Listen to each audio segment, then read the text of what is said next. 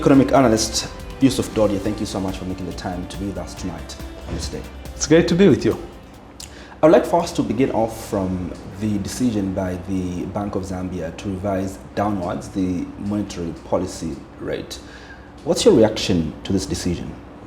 I think it's a correct decision. What we need to understand is what is the monetary policy rate about.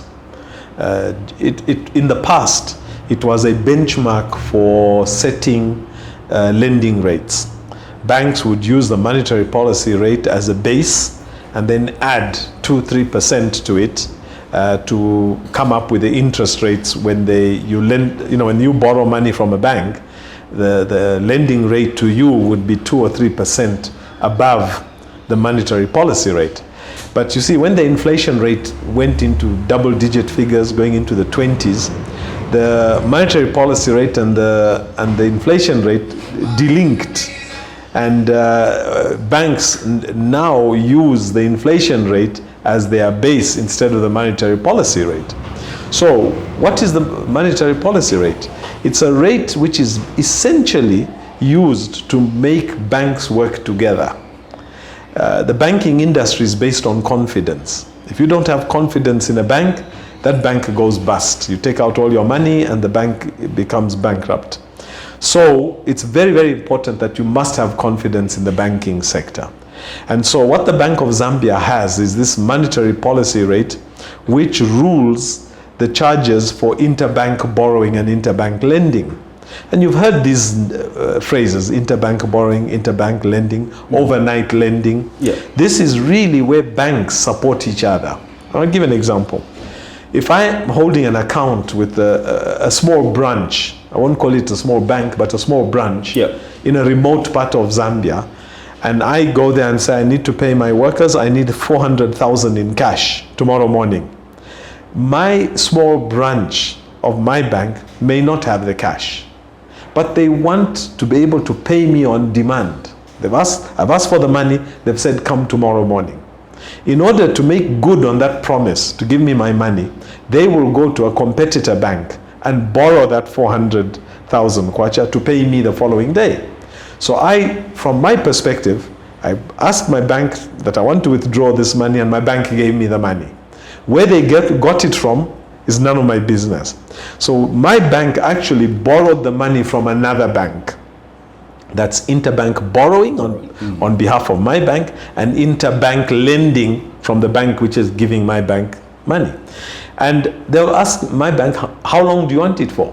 I want it for 1 day. Okay, that's an overnight lending. You pay me back tomorrow.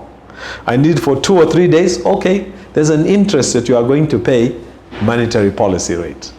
14.5% per annum, which works out at about 1% per month, thereabout. So you can break it down to how much it is per day. So that way, even though banks are competing with each other, they also support each other, because they know that if one bank fails, all banks fails. If one bank succeeds, all banks succeed. So from this perspective, the interbank borrowing and interbank lending is extremely important nationwide, and the monetary policy rate is the one that governs how much the charge they should levy on each other when they're helping each other out. And so you find that we have a monthly monetary policy committee that sits down to look at this. But where is the impetus coming from? It's coming from the banking industry. When the big banks, or the banks with a lot of money, say, we like helping our colleagues, but it's not making sense for us to help because what we are earning is too small. And that becomes the argument that is taken to the Monetary Policy Committee. They sit down and say, okay, let's push it up to make a win-win situation for the banks. So when we see it coming down, as we've seen now, it means that the value of our currency has improved.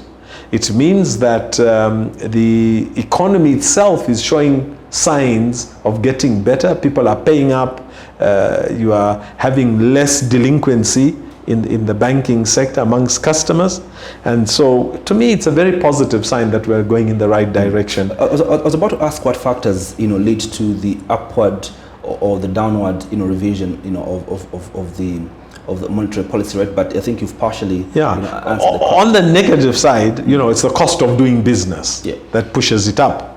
And besides, when it does go up, it doesn't mean that it goes, say, from 14 to 14.5 and it ends there. No, it means your bank, the one that's paying 14.5 to the other bank, is increasing your bank charges, increasing those small charges that you get by 1 kwacha or 2 kwacha, because they have to make up for the loss that they incur when they are borrowing from another bank. How significant is it? Because I think if you look at the numbers, it's only dropped by 0.25 point basis. Yes.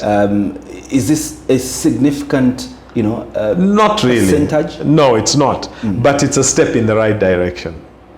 If you have a car and you are fixing it and you accelerate and it doesn't move, you say, oh, there's something wrong. When you accelerate and you begin to see it move slowly ahead, you say, okay, I'm on the right track. And I think this is exactly what we are seeing, that the financial sector is beginning to see a direction change where the cost of doing business is going to start coming down as a result of lower monetary policy rates. As I said earlier, that as the monetary policy rate goes up, you, the customer, get higher banking charges. You begin to ask yourself, is it worth it for me to keep my money in the bank when every time I look at my account, I'm seeing it's getting smaller and smaller because the bank is eating away at your money? Whereas if you see your money is remaining the same, it encourages you to continue banking. And in fact, if we get to a stage where your money is actually growing when you leave it in the bank, then you'll be actually encouraged to save, which is really what the banking sector is trying to do. The committee mentions that one of the factors that led to this is obviously what you mentioned, the strength of our currency, the kwacha is appreciating, also inflation is being arrested, but also they mentioned the bumper harvest, in terms of the maize prices and how much we are selling them. Let's get to inflation. Inflation is being said to be arrested to around 11% from about 13%. Are we seeing the impact of this reduced inflation on our daily lives? I think we're seeing it at two levels. Unfortunately, we seem to have a parallel economy running. We have the economy which is based on foreign currency, and we have the economy which is based on the domestic economy. Now, let me elaborate. 80% of the goods that we find on the shop shelves across Zambia are imported. If you look at the products that are locally made, it's generally food products. Your butter, your cooking oil, your peanut butter, your jams, your meat, your eggs, your meal, your flour, those are locally produced. And they are being produced in an economy where the cost of doing business is not going down.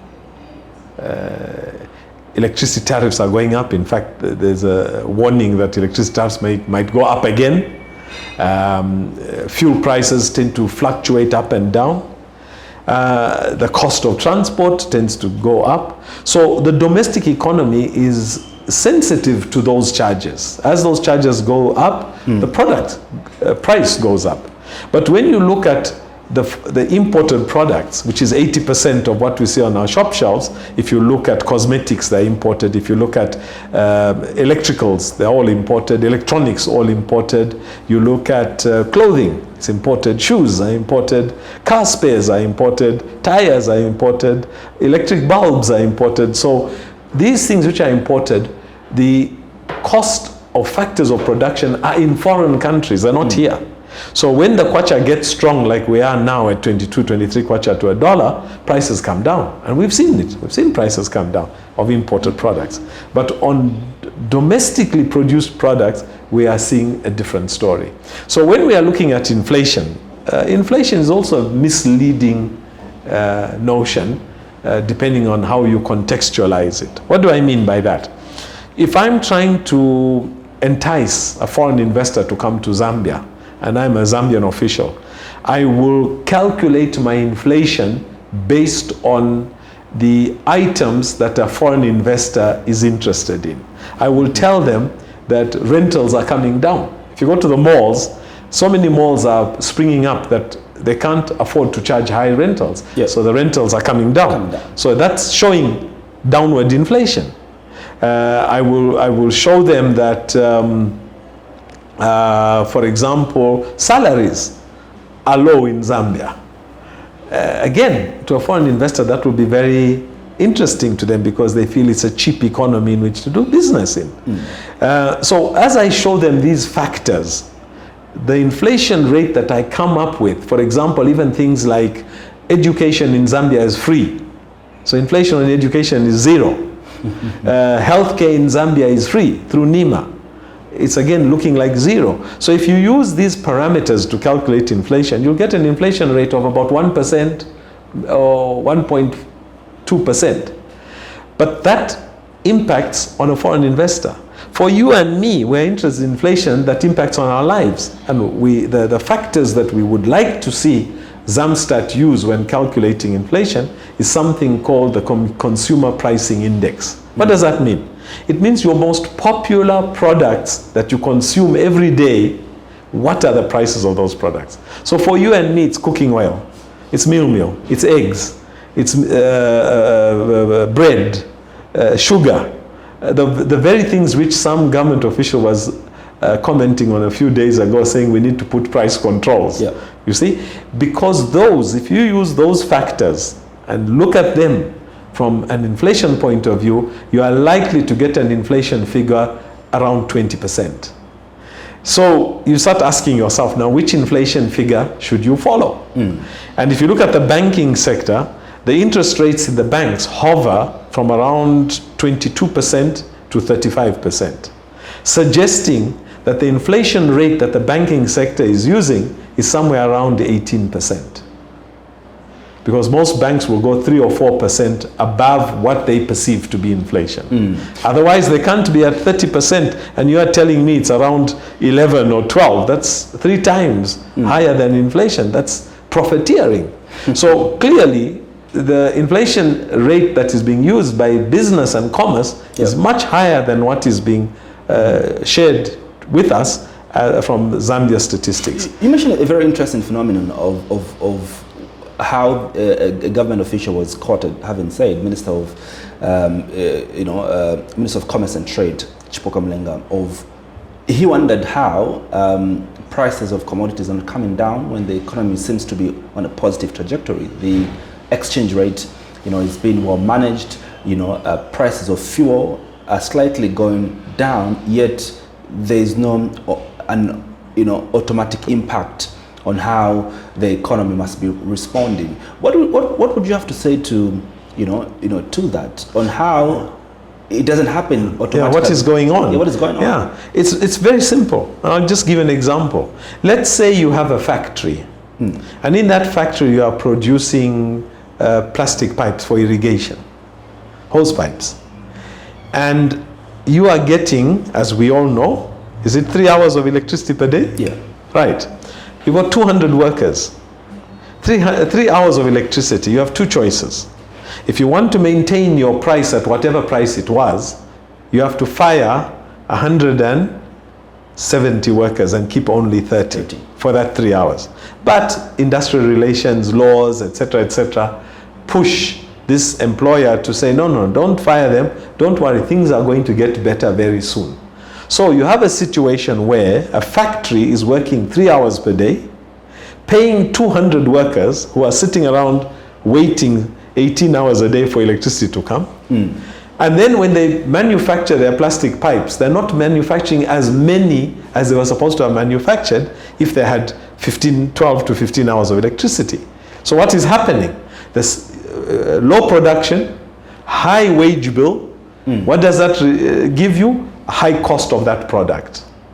So that hose pipe, which was going to sell for 200 kwacha, now costs 400 kwacha, because what is making that hose pipe expensive is the fact that you are paying workers who are not productive. And it's not the fault of the workers. If you gave them electricity, they would produce 200 hose pipes a day, not 20 hose pipes like they're doing now. So this applies to every industry. So the cost of doing business domestically is undermining the strength of the kwacha, which ought to have an impact of lower prices. That's why you are seeing lower prices are only on imported products, not on domestic products. So we need to deal with the power deficit. We need to deal with the cost of doing business, which is a discussion for another day, because I have an argument with energy policy. Why are we commercializing energy? Because when you commercialize energy, you make energy a tradable product, as opposed to being a catalyst for economic development. So it's a big debate that we need to have. It's interesting that we're talking about energy, because African billionaire Aliko Dangote is in the country, and yesterday was at State House with the president, and one of the things that they were talking about is the energy, problem. It's so ironic how our economy has been on a positive trajectory when the lifeline of the economy hasn't been hitting, in all four cylinders. We've had an energy problem for the past 2 years, yet our economy has been growing. Where is the magic here? Because we're growing at 5.2% in a country that only produces or gives power 3 hours, per day. How are we managing, or how is the mathematics even possible? Okay, there are two questions there.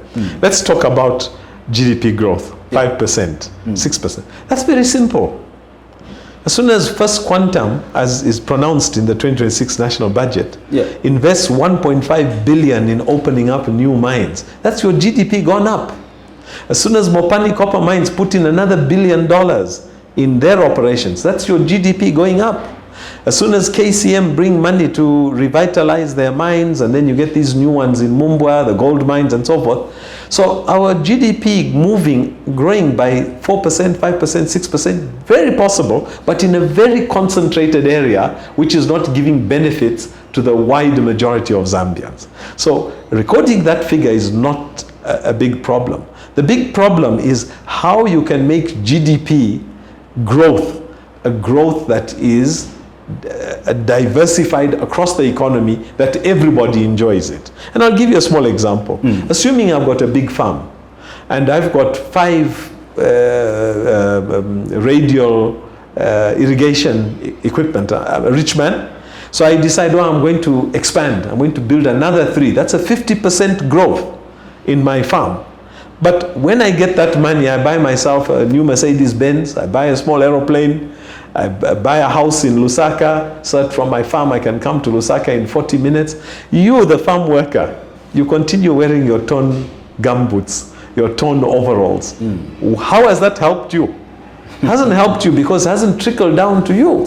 For you to have enjoyed it, when I put up those extra radial irrigation systems and grow more wheat and more soybean, I should be doubling your salary. That's when you feel it. I should treble your salary. That's when you should feel it. But in our case, the growth is in the mining sector. If you look at the 2026 expectation of taxes from the mining sector, it's an increase of 1 billion. From 17 billion to 18 billion mineral royalty taxes. It's very low compared to the revenues we are getting, for example, from customs duties or VAT, which is in the much bigger numbers, So clearly, that GDP growth can be misinterpreted to make it look like we're doing well, when it's only a handful of huge investors who benefit from it. But then when you look at the energy sector per se, I believe that we are missing the point of having the Energy Regulation Board and the point of having even NAWASCO, the National Water and Sanitation Company. And I mentioned that because in the budget, 2026 national budget, the minister alludes to making water supply cost reflective. Yes. And that's jumping from the frying pan into the fire. What do I mean? Our forefathers, who are very humble people with a very humble education, had the common sense to know that if you want your people to prosper, you've got to keep them alive. And one of the basic human rights for any environment is for people to have access to clean safe drinking water. And that's what water supply is all about. And that's why we have NAWASCO, which was the policy was in 1994, but the actual regulator came up in 1997. And their job was to make sure that every community has safe, clean drinking water at an affordable price and in quantities that are necessary. So in other words, they were saying this area is not an area for business. It's an area for public investment, government, local government. Lusaka Water and Sewage Company, local government. Chifubu Water, local government. Nkana Water, local government.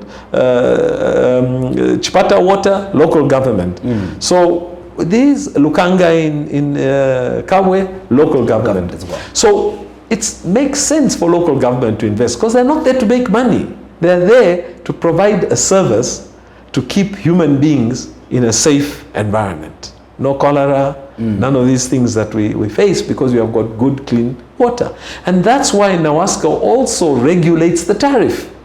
They tell you, you can't charge more than this. And if you say, no, but I'm not making money, say, then why did you come in this sector? This sector is not for you to make money. This sector is for you to provide a service to the Zambian people. And that's why it's owned by local government. It's exactly the same mandate as the Energy Regulation Board, which was also created in 1997 for the same reason.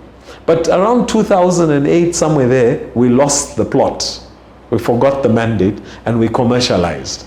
And by commercializing, we are now saying, anybody who wants to make money in energy, come and make money in energy.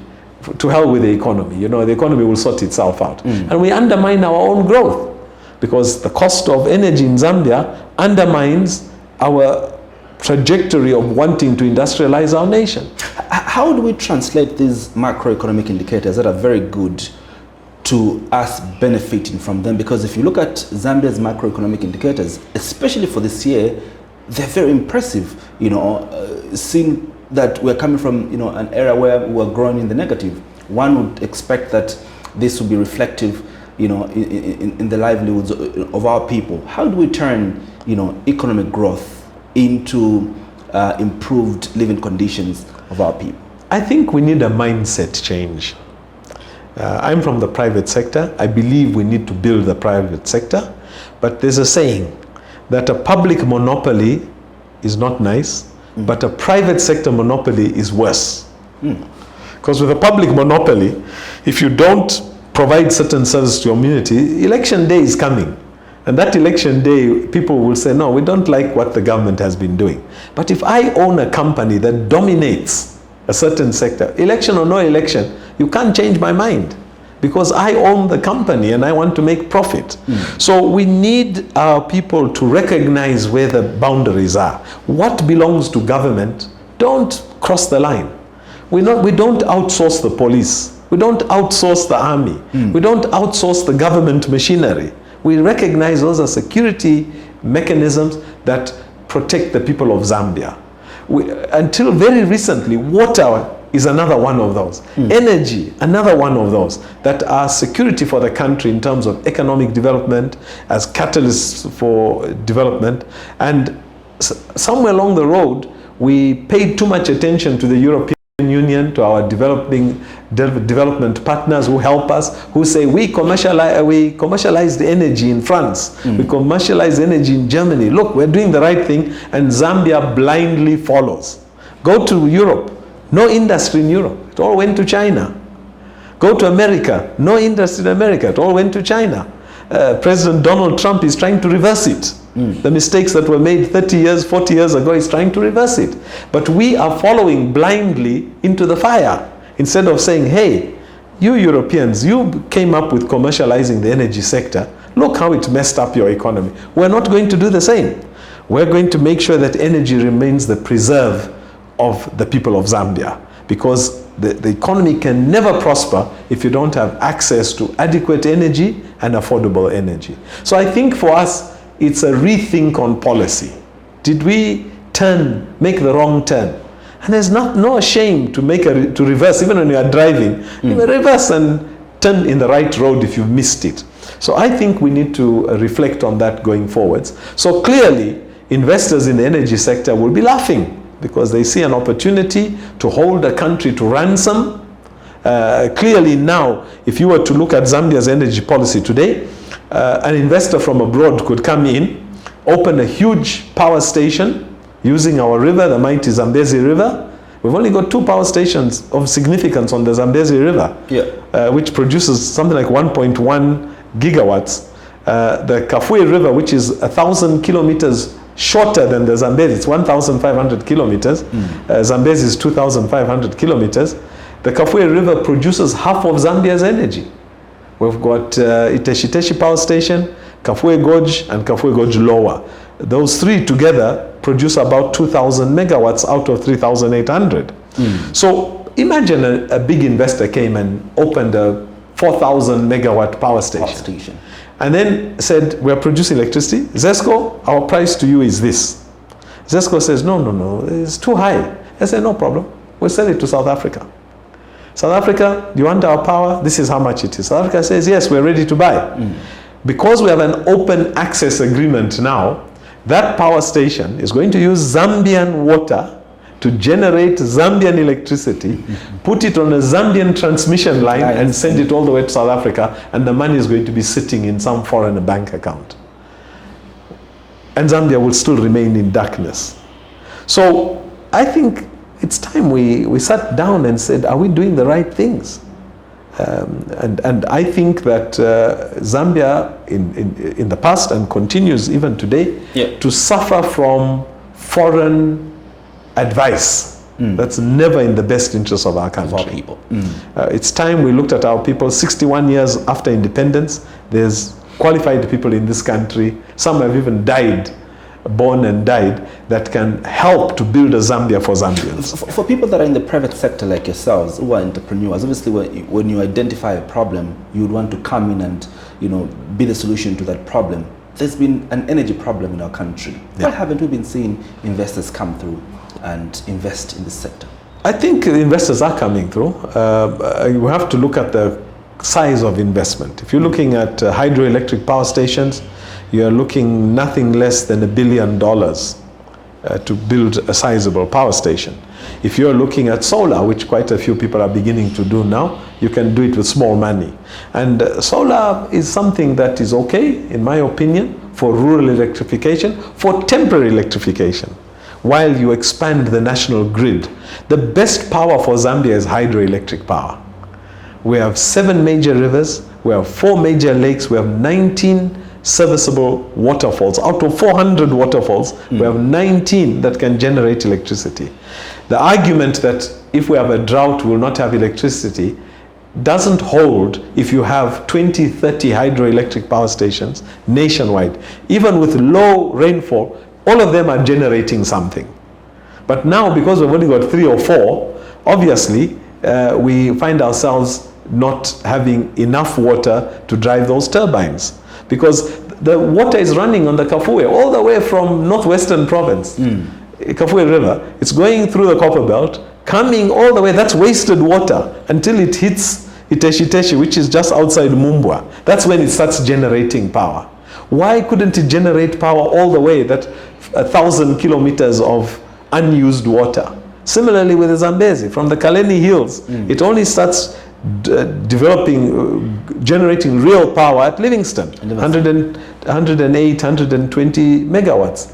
So if we built power stations on our rivers, we'd have more electricity than we need, and we'd be able to export it. Because power is use it or lose it. At night, when your industry has closed down, your hydropower is still generating electricity. Why should you let it go to the wind? Sell it to another country overnight. In the day, you continue to use your electricity. So this is what we should be doing as a country. But unfortunately, we seem to have this attitude of let's commercialize. Let's get somebody to bail us out. Let's get a foreign investor messiah to solve our problems. That will never happen. Because those people are coming in to make money. They're not coming in to help. We are going into an election year. Just next year. We have about 9 months to go before an election comes. And obviously there's a common trend and pattern that we see every time it's election year, where the economy begins to, in some way, begin to perform good. Is this what you're seeing today as we head to elections 10 months from now? Absolutely. I mean, let's not kid ourselves. If you look at the 2026 national budget that was presented at the end of September, I call it a very ambitious budget. The 2025 budget was an ambitious budget. And you can see that ambition. We needed a 33 billion kwacha supplementary budget. So clearly that ambition was not fulfilled. The 2026 national budget is a very ambitious budget, even more than the 2025. But there are elements of the budget that I call it not only a very ambitious budget, but a feel-good budget. Money that's going into CDF increased. Money that's going into farmer input support program increased. Money that's going into social cash transfers increased. Money that's going into cash for work increased. Money that's going into bursaries for students. There was nothing in 2025. There's a budget of 1.3 billion in 2026. Money that's going into empowerment funds. Money that's going into the Citizens Economic Empowerment Commission, which has not been doing very well. Lots of loans have gone sour, but it's being recapitalized. So it's a feel-good budget. A lot of the investments that are going into the 2026 national budget are actually going into the lives of Zambians across the country. Whether it's fertilizer, whether it's school, whether it's food, feeding programs in the schools. An election year always does that. It's no surprise, but it comes with a cost. Because clearly in 2026, we're going to see that if we have not addressed the challenges of the economy, those challenges are not going to go away. They'll increase in size, and we're going to have to look for mechanisms to put the economy back on its feet. Well, it's an ambitious budget according to you. Majority of these resources are going to come through domestic resource mobilization. Isn't this, a good budget, owing to the fact that we are the ones as Zambians that are financing this budget? Well, if we look at domestic resource mobilization, I think we are looking at 41% of the budget being funded by local borrowing, which means issuing treasury bills and bonds. Now, this is where the problem comes. I have a business. I go to my bank and I want to borrow money so I can grow the business, and the bank says, sorry, we don't have money. Why? They use that money to buy treasury bills. They gave it to the government. So me, your private sector, who's supposed to grow my business and pay you those taxes, I'm failing to pay it. I'm failing to make those taxes. So what do they call that? Crowding out the private sector. Government taking up all the money in the banks, and the private sector not having enough money to make the private sector flourish, which has an impact on tax payments and tax collection. So crowding out the private sector is not something we want to do, and it's coming out prominently in the 2026 national budget. The other thing is, when you look at the numbers, an increase in corporate tax of 31%. How many companies are going to post profits to increase taxes by 31%? Increase in customs duty by about 15%. Increase in customs duties means you are importing more. Where is this money going to come from to import 20-30% more than we're importing in 2025 to generate those customs duty taxes? Excise duty going up 14-15%. VAT going up by 15%. It means more trade. A lot more trade than we are currently seeing. People are buying things more in 2026. Is that realistic? But we can speculate on that one, because it's very much, if this happens, then that might happen. Yeah. But a very simple one is PAYE, pay as you earn, which comes off your salary. Government's expecting to collect 4 billion kwacha more in 2026. It's gone up from 27 billion in 2025 to 31 billion in 2026 in terms of PAYE taxes. So it's 4 billion more. Now, how do you collect 4 billion more taxes in salaries? It's only two things. Either you increase people's salaries so they pay more taxes, or you employ more people. Now, you and I, we've heard about jobs being created in 2026 from the national budget. Yes. It's about 5,000 or 6,000 in health, 5,000 or 6,000 in education. That's 10,000. Yeah. The 1.5 billion from First Quantum, 1 billion from Mopani Copper Mines and others might create how many jobs? 5,000, 10,000? Let's be generous, 20,000, 30,000. Add those together, it makes about 40,000 jobs. But when you look at that 4 billion, and you look at the lowest taxpayer, which is the person who's earning 7,000 kwacha per month, who's getting 5,000 free pay and then 2,000 taxable, because after 5,000 you pay tax of 20%, 5 to 7,000. So 2,000, which is taxed at 20%, is 400 kwacha per month, 4,800 per year. How many of such people go into 4 billion? I'll tell you the number. It's just short of 1 million people. So if you take away 50,000 that government is going to create and the mines, it still leaves you with 950,000 jobs to be created in the next few months. It's not viable. So you don't see this as viable, really? No, it's not viable. I think any normal thinking person recognizes how you're going to create 950,000 new jobs. The strategy by the Minister of Finance is to be much more strict in terms of the collection of tax, and that's what he was emphasizing on, because the idea was that we're getting over 70% we are footing over 70% of our budget, and this comes obviously from our taxes. So what do we do with a small tax base? What we'll then do is to be able to be much more stricter, and ensure that there are no loopholes, in our tax collection. Do you think this is the right strategy, for everybody to pay their fair share of their tax? I think it's very important to do that. And that's why I can't argue about VAT, I can't argue about customs duty and excise duty, because those are bleeding because of, would I say, tax evasion. People are not invoicing or not paying the right tax and so forth. Whereas with PAYE, it's very difficult to hide, because a salary is a salary, and it's your employee wants to see that they get the pay slip showing they're paid, so that they get their pension when the time comes.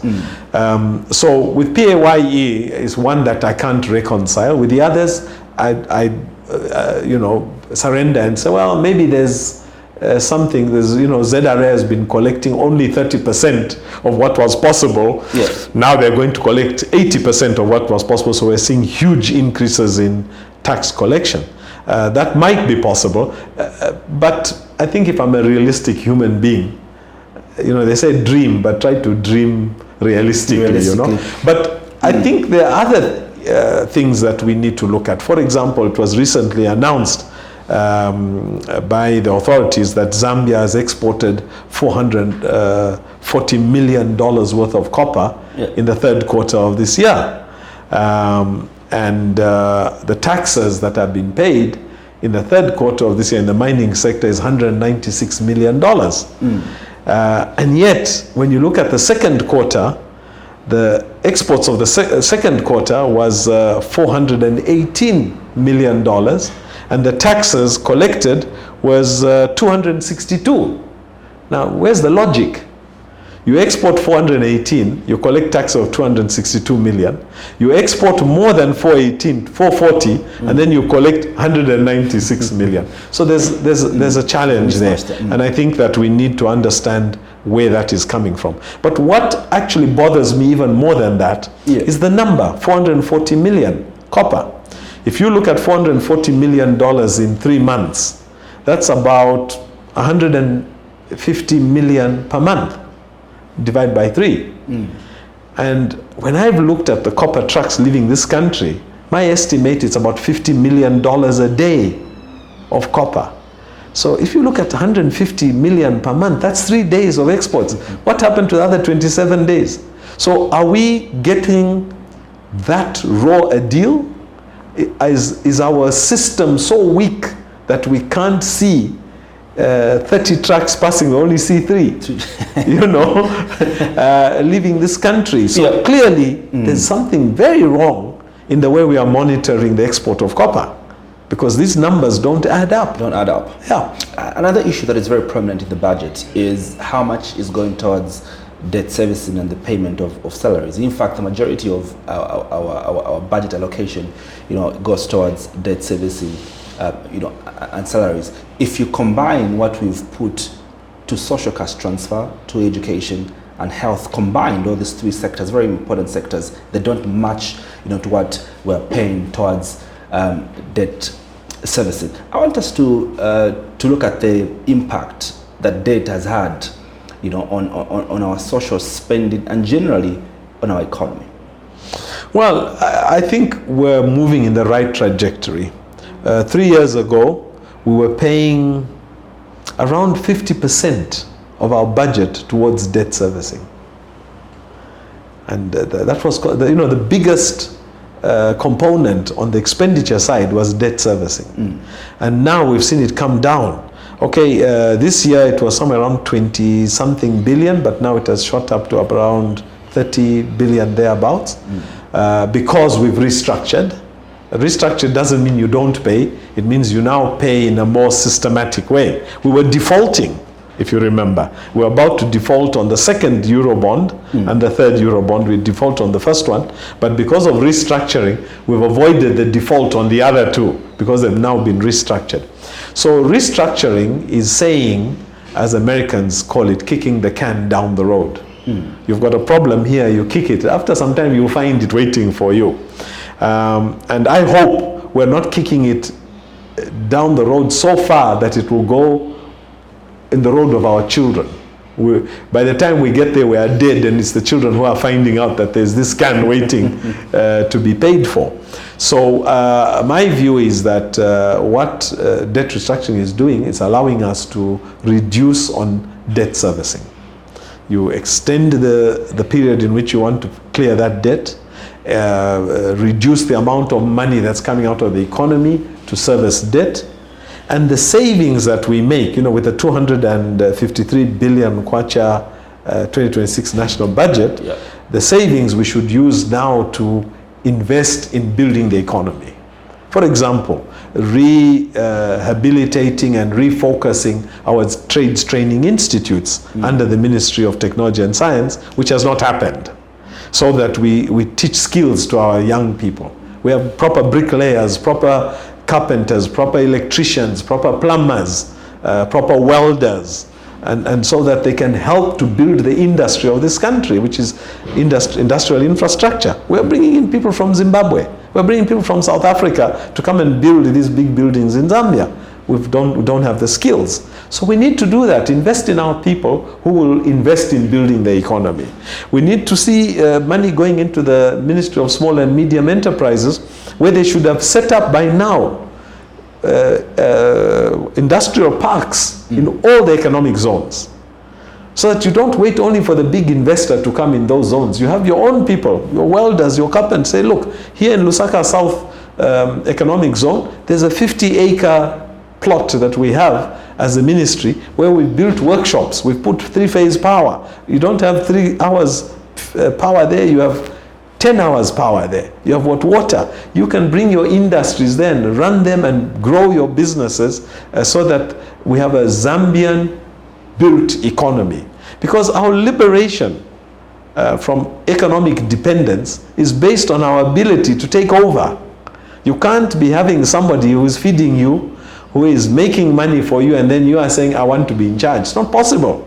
So if we grow our small and medium enterprises in Zambia, they become the taxpayers of the future, and we stop depending on foreign investors as our major taxpayers. We rely on Zambians to be the major taxpayers, and that gives us autonomy. We can now put in place rules and regulations that benefit the people of Zambia. So I think that money that we are saving should go into these type of investments. We should rehabilitate the entire railway system in Zambia, not just Tazara. Zambia Railways. We need to see railway lines going to Mongu, going to different parts of the country, Luapula province, Northwestern province, Eastern province, and stop using trucks. If we use rail transport like they do in Zimbabwe, your transport costs, the rail transport is 25 times cheaper than road transport. Now, I'm saying it doesn't make sense, just numbers, but let's contextualize it. If I go to Chipata tomorrow, I'm going to pay 450 kwacha on a bus. I'll pay 500 to go to Kasama. I'll pay around 400 to go to Livingston. I can only go when there's a funeral. Somebody at the village has died, I heard, I borrow some money, 1,000 kwacha for Gokam, and I'm able to attend the funeral. 25 times cheaper, which is what a train will cost, is not 500 kwacha, if it's 500 kwacha Chipata. 10 times cheaper is 50 kwacha. 20 times cheaper is 25 kwacha. 25 times cheaper is 20 kwacha. So it's costing me 20 kwacha to go to Chipata by train. Go come 40 kwacha. I can take the entire family. And I don't go only for funerals. I go there to go and lima my village plot there and put 2 hectares of maize. And then go back in June to harvest, and I stop buying low meal in town because I have my own maize which I'm bringing home. So the ability for us to transform our economy is there, but we need to invest in the right economic infrastructure. The railway system is an absolute must. All the major economies of the world grew on the railway system, including the United States and Europe. So that's one way we need to go. The power stations I talked about, government through ZESCO, through borrowing from countries like China, we must build more and more power stations. We'll never regret it, because the more energy sufficient we are, the excess we'll be able to sell, and we earn the dollars to be able to pay back the loan. So there are low-hanging, straightforward opportunities for Zambia that we can do, using the debt servicing as a catalyst to save money and use that money to build the economy. Economic Analyst Yusuf Dodia, thank you so much for coming tonight and being a part of the program. My absolute pleasure. Thank you for having me. Sure. Great.